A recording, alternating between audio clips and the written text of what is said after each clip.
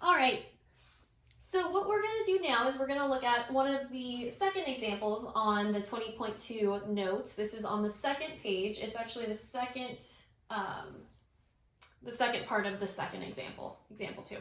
So what we want to do is we want to find the zeros for this function. Another word for zero would be, zeros are also, we can call those our x-intercepts, right? So where does this graph cross the x-axis? In order to find that, we know that if any of these terms, this is a multiplication, right? 4 times this term, let's see. So we have 4 times x minus 1, that's a second term, times x plus 3, that's a third term. We know if we're multiplying things and one of those terms is 0, the whole product is 0, right? Anything times 0 is 0.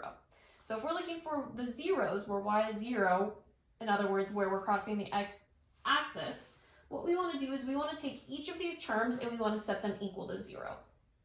So we will have our first term, we might have 4 equals 0.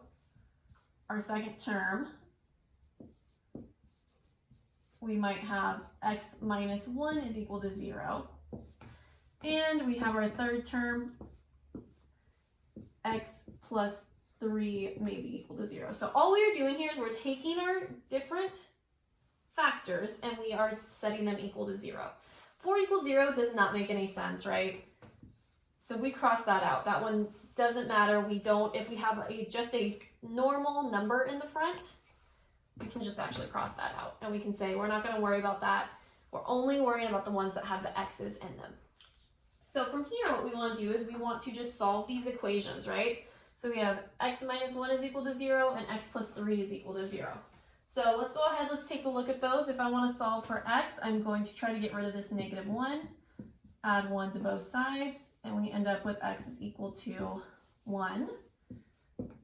And if we do the same thing over here, we want to solve for x, so we are going to subtract 3 from both sides, and we end up with x is equal to negative 3. So our two zeros, or our x-intercepts, are x equals 1 and x equals negative 3. We can also write this as an ordered pair, right? So at 1 x-axis, if we're on the x-axis, our y value is 0 there, right? So x equals 1, we can also write it as 1 comma 0. X equals negative 3, we can also write it as negative 3 comma 0.